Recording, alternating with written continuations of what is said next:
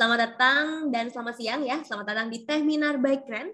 Perkenalkan kembali, saya Sheila, moderator untuk Tehminar hari ini yang sekaligus mewakili Kren Indonesia. Dan kali ini, Kren pastinya melaksanakan Tehminar bertemakan Plant-Based Eating Guide for Beginners. Diet adalah salah satu upaya yang dilakukan seseorang untuk menurunkan berat badan. Betul? Nah, diet ini memiliki berbagai jenis ya, tetapi nggak semuanya baik untuk tubuh dan mungkin belum tentu juga dianjurkan oleh dokter. Lalu seperti apa sih diet yang bisa kita lakukan tanpa menyiksa tubuh kita sendiri? Nanti kita akan bahas bersama-sama tentunya dengan para penulis yang luar biasa siang hari ini. Senang sekali bersama kita semua sudah hadir beberapa panelis. Yang pertama kita akan menyapa terlebih dahulu di sini adalah Dr. Arif Sabta Aji ya, dosen dan peneliti dari Universitas Alma-Ata ya. Kita akan menyapa panelis kita yang kedua, teman-teman ya. Bersiap, di sini ada Kak Aprinia Dian Nurhayati. Lalu selanjutnya kita akan menyapa panelis kita yang ketiga, teman-teman ya. Ini juga pasti nggak kalah seru ya. Ada Kak Anugrah Novianti ya. Oke, langsung saja kita masuk ke yang pertama. Langsung saja kita panggilkan ini dia Dr. Arif Sabta Aji, dosen dan peneliti Universitas Alma-Ata. Silahkan Kak Aji untuk waktu dan tempatnya. Baik, terima kasih banyak buat Sheila atas perkenalannya ya. Jadi kita berbicara tentang plant-based eating ya untuk pemula. Sebelumnya teman-teman yang sudah hadir, diet itu merupakan pola makan ya. Kita tidak serta-merta menyamakan arti diet itu dengan mengurangi atau menurunkan konsumsi kita. Tapi diet itu adalah bisa kita artikan itu sebagai pola makan. Plant-based diet, kalau kita artikan dari segi bahasa Indonesia, itu adalah bagaimana pola makan yang memang berdasarkan dengan nabati, makan makanan yang kita dapatkan dari sumber makanan nabati. Next, ini adalah yang membedakan antara vegan dan juga plant-based, teman-teman sekalian. Kalau kita bisa melihat di sini vegan itu dia sangat-sangat fokus atau tersenter untuk mengkonsumsi makanan-makanan yang memang dianjurkan oleh orang yang berpaham untuk melakukan pola makan secara vegan atau dia seorang vegetarian. Nah, kemudian dia itu termotivasi karena etiknya. Mungkin karena ya dia penganut paham vegetarian sehingga dia mau nggak mau ya harus mengikuti. Nah, plant-based itu dia fokus terhadap whole plant foods sehingga apa yang dia konsumsi itu adalah sumbernya dari nabati. Nah, itu saja kita fokus di situ. Nah, kemudian apakah harus dari sayur-sayuran? Ternyata tadi sudah kita bahas juga, ternyata tidak. Kita bisa melengkapinya dengan konsumsi dengan berbagai macam sumber kacang-kacangan, biji-bijian, dan juga legume, dan lain sebagainya. Dan ini, orang-orang yang melakukan diet plant-based ini, dia termotivasi karena kesehatan. Nah, kemudian apakah dia tidak boleh mengkonsumsi produk-produk yang berasal dari turunan hewani? Ternyata tidak. Dia boleh untuk mengkonsumsi produk-produk dari hewani dan juga turunannya. Jadi mungkin di sini frekuensinya agak lebih sedikit untuk dia mengkonsumsi. Dan yang menarik ternyata diet ini tuh tidak mengharuskan kita itu diset sebagai ini diet yang pakemnya seperti ini. Ternyata ini lebih cenderung seperti kita melakukan sebuah perubahan gaya hidupnya. Ternyata vegetarian itu juga ada banyak variasinya, teman-teman. Ini kita bisa lihat di sini ada 4, yaitu bisa dibilang semi-vegetarian atau flexitarian, di mana dia mengkonsumsi makanan-makanan, telur dikonsumsi, protein dari susu dan olahannya juga tetap dikonsumsi, tetapi secara occasionally dia juga mengkonsumsi daging-dagingan, ikan, dan juga seafood. Nah, kemudian ada yang namanya pescatarian. Ini juga mengkonsumsi telur, dairy product, ikan, seafood, tetapi dia menghindari mengkonsumsi daging-dagingan. Kemudian vegetarian. Vegetarian itu salah satu jenis vegetarian diet yang mana dia mengkonsumsi telur, dairy produk, dan juga olahannya, tetapi dia strict tidak mengkonsumsi daging-dagingan. Dan untuk yang strict, yang sangat-sangat mengharuskan kita mengkonsumsi pure makan makanan nabati, yaitu vegan. Kemudian ini merupakan beberapa evidence base atau bukti ya, berdasarkan ilmiah yang sudah kita dapatkan, ternyata, nah, di salah satu forum Detik Food ya, di tahun 2021 ini ternyata plant-based diet itu diprediksi bakal booming di kalangan milenial. Nah, ini merupakan salah satu bukti ilmiah di mana ternyata remaja-remaja di Indonesia itu sangat kurang sekali konsumsi sayur dan buah. Sehingga untuk meningkatkan ini, boleh banget kita melakukan gaya hidup plant-based diet. Nah, seperti itu untuk penjelasan singkat apa sih yang harus kita tahu dari plant-based diet konsep ini. Siap, Kak Aji. Thank you buat explanation-nya ya. Kita akan masuk ke sesi selanjutnya ya, teman-teman. Langsung saja kita panggilkan. Ini dia, Kak Prinia Dian Nurhayati. Silahkan, Kak. Waktu dan tempatnya. Thank you, Kak Sela. Oke, jadi kalau bicara tentang plant-based diet itu apa sih? Jadi plant-based diet itu adalah diet yang tadi sudah disampaikan oleh Mas Aji, diet yang sebenarnya fokusnya adalah pada tumbuhan gitu. Apakah dengan menganut plant-based diet kita menjadi vegan atau vegetarian? Tentu tidak gitu ya. Jadi plant-based diet ini berbeda dengan vegan maupun vegetarian. Nah, kalau plant-based diet sendiri sekarang jadi tren juga ya, jadi lebih banyak yang menganut plant-based diet ini karena memang ada beberapa klaim gitu. Yang pertama adalah klaim terkait kesehatan. Kalau klaim terkait kesehatan ini kita bisa tahu ya, ada yang bilang dia bisa bermanfaat untuk mengurangi resiko penyakit seperti stroke, kemudian penyakit seperti diabetes mellitus. Nah, kalau yang klaim terkait lingkungan ini adalah karena jumlah karbon yang dihasilkan. Apakah benar plant-based diet ini 100% lebih sehat gitu ya?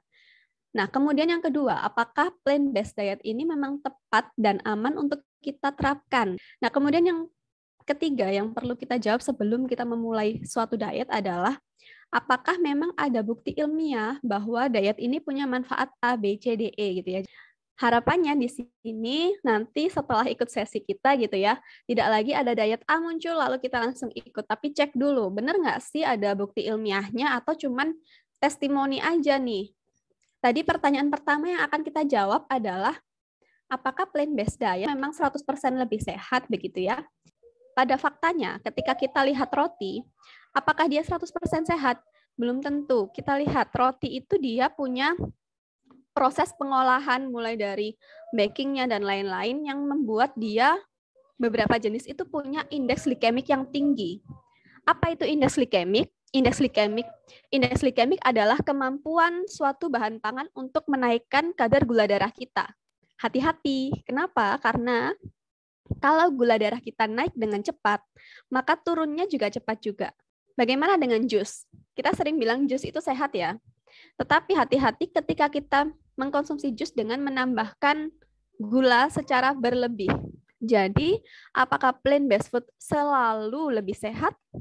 Belum tentu. Kita lihat dulu plant-based food yang seperti apa gitu ya. Pertanyaan kedua, apakah sudah ada bukti ilmiahnya tentang manfaat diet ini? Yang pertama adalah penelitian yang systematic review ini. Jadi apa itu systematic review? Kalau teman-teman lihat di belakang ini ada kata systematic review. Jadi ini adalah penelitian yang bukan hanya satu penelitian gitu ya, tapi dia merangkum beberapa penelitian. Dari penelitian ini kita bisa tahu bahwa ternyata memang plant-based diet itu punya efek positif terhadap badan kita gitu ya. Apa efek positifnya?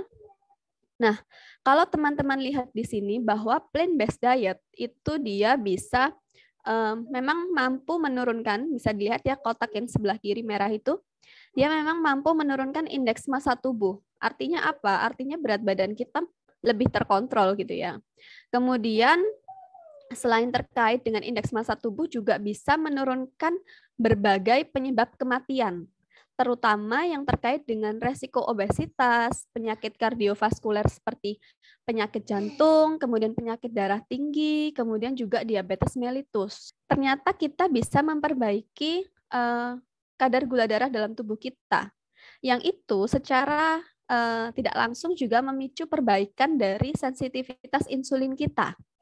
Dan ini juga berdampak pada perbaikan dari kadar kolesterol dalam tubuh kita. Ini juga ternyata bisa menurunkan faktor-faktor penanda adanya sitokin. Sitokin itu berkaitan dengan ada atau tidak pembengkakan yang terjadi dalam tubuh kita gitu ya. Pola makan plant-based diet ini ternyata dia punya kelebihannya adalah memang kalau dibandingkan dengan diet biasa gitu ya, itu punya kelebihannya adalah dia punya kandungan gizinya seperti ini. Jadi untuk zat gizi seperti serat, kemudian asam folat, vitamin C, vitamin E memang dia lebih tinggi gitu ya. Jadi apakah diet ini tepat dan aman untuk kita terapkan? Umumnya memang bisa diterapkan, tetapi ingat lagi bahwa diet bersifat personal, yang artinya tidak bisa yang misalkan saya nih menerapkan diet ini, berarti kamu juga bisa dong. Nah, pengaturannya kita cek lagi karena tiap-tiap orang berbeda gitu ya. Nah, jadi untuk pengaturan yang tepat dan aman, silakan konsultasi pada ahli gizinya, gitu ya. Mungkin itu saja, saya kembalikan ke moderator. Terima kasih, Kak Sela. Nah, nanti ini pertanyaan-pertanyaan sudah banyak ya, Kak Aprina. Thank you banget buat sharingnya. Dan tanpa berlama-lama, kita mau langsung juga nih masuk ke panelis berikutnya yang pasti nggak kalah menarik gitu ya. So, langsung saja, inilah dia Kak Anugrah Novianti, seorang ahli gizi. Silakan Kak Anugrah. Terima kasih Kak Sela dari dua pembicara sebelumnya tentang how to start a plant-based diet. Some tips to help you get started on a plant-based diet. Nah, tapi di sini perlu diketahui bersama bahwa kita harus tetap make sure that your body is fine to start gitu. Jadi tetap tadi benar kata Mbak Aprin, kita harus tetap berkonsultasi terlebih dahulu ke dokter atau misalnya ke ahli gizi untuk misalnya melihat sebenarnya status kesehatan saya itu cukup aman nggak ya memulai si plant-based diet ini. Terus yang kedua, kita harus mulai bisa change the way you think about meat gitu ya. Jadi mulai dari mengkonsumsi daging-dagingan dengan jumlah yang atau porsi yang lebih kecil dari biasanya kita makan. Terus di sini kita pilih protein penggantinya. Jadi kan kalau misalnya kita nggak makan protein hewani, kita harus berpikir, oh apa yang menjadi penggantinya atau substitusinya itu apa kayak gitu ya. Jadi kita bisa coba dari protein-protein nabati. Seperti yang kita tahu, Indonesia sangat kaya sekali bahan makanan khususnya local food itu yang mengandung protein nabati sebenarnya ya. Jadi sumber seperti tahu ya, tofu gitu ya, tempe. Terus kita bisa masukkan menu dari karbohidrat kompleks untuk di sarapan pagi. Jadi pastikan jangan skip your breakfast. Terus bisa ditambahkan pastinya di sini karena berbicara tentang plant-based, kita harus makan lebih banyak porsinya dari sayur dan buah kayak gitu. Nah, terus pilih juga, nah hati-hati dalam penggunaan lemak atau misalnya minyak ya. Minyak at least kalau misalnya dia memang dia adalah senyawa plant-based juga sebenarnya kalau minyak ya, sumbernya dari kelapa sawit atau misalnya dari olive oil, tapi tetap harus dipastikan adalah minyak-minyak yang memang good fats gitu ya. Nah, ini mungkin gambarannya aja. Ini gambaran dari jenis makanan yang bisa dikonsumsi untuk plant-based diet. Di awal-awal mungkin ya, ini dari Nutrition and Food Service Amerika. Di sini mungkin bisa dimulai dari vegetables-nya yang unlimited ya konsumsinya, jadi bisa tanpa batas. Terus dari biji-bijian ya, terus dari buah gitu, terus dari kacang-kacangan, dari whole grains. Ini dari masing-masing porsinya yang berbeda. Nah, ini mungkin yang ketiga ya, poin ketiga yang saya akan sampaikan adalah special attention micronutrients of plant-based eating. Nah, di sini ada kalsium and vitamin D ya, tapi nggak perlu khawatir di sini untuk kalsium sendiri juga terkandung pada dark green vegetables. Jadi pada sayuran-sayuran yang hijau itu juga mengandung cukup kalsium kayak gitu. Terus untuk vitamin D sendiri ini mungkin kita bisa pilih dari makanan-makanan yang terfortifikasi vitamin D gitu ya. Lalu yang kedua protein ya, di sini pasti kita kalau untuk melakukan plant-based diet kita akan membatasi protein hewani, maka kita harus cukup dan tahu protein jenis nabati apa yang kira-kira cocok nih untuk menggantikan si substitusi protein hewani yang tadi kita hindari kayak gitu ya. Terus di sini vitamin B12 ya, di sini juga menjadi salah satu vitamin yang kita menjadi perhatian. Di sini bisa teman-teman juga dapatkan dari kacang-kacangan ya. Terus omega 3 ya, asam lemak omega 3 itu bisa dicoba dari canola oil atau misalnya soy oil ya. Terus yang menjadi banyak kali di highlight itu adalah defisiensi dari iron dan zinc pada kelompok vegan gitu ya. Konsumsi iron juga bisa didapatkan dari misalnya sayuran hijau ya. Di sini untuk zinc bisa juga dibantu kita lengkapi dari whole grains-nya atau produk-produk kedelai atau legum dan kacang-kacangan juga. Terus yang selanjutnya adalah iodin ya. Di sini mungkin tidak cukup mendapatkan iodin, itu kita bisa juga membantu dari penggunaan garam-garam beriodium. Sekarang udah banyak ya, udah dari sejak zaman dulu juga kita menggunakan garam yang beriodium. Jadi pastikan garamnya adalah garam-garam yang beriodium. Oke, ini sedikit highlight menunya untuk plant-based diet yang awal-awal mulai banget pasti agak berat gitu ya. Jadi misal teman-teman bisa coba dari bikin nugget jamur gitu ya, atau perkedel tahu gitu ya, terus stik tempe gitu, atau kebab jamur. Jadi dagingnya diganti si jamur gitu. Nah ini mungkin sedikit tentang food yang harus dihindari dan dibatasi.